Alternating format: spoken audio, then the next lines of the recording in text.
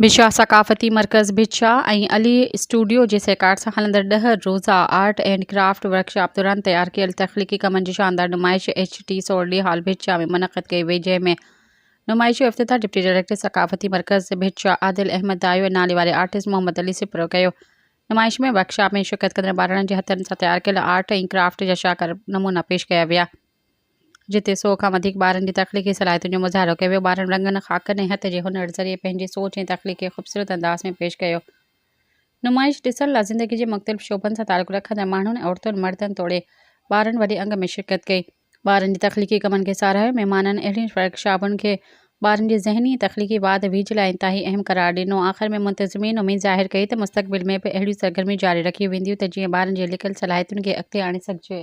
Subscribe कयो अवामी news HD खे ऐं ताज़ा तरीन ख़बरुनि लाइ ॾिसंदा रहो अवामी न्यूज़ HD।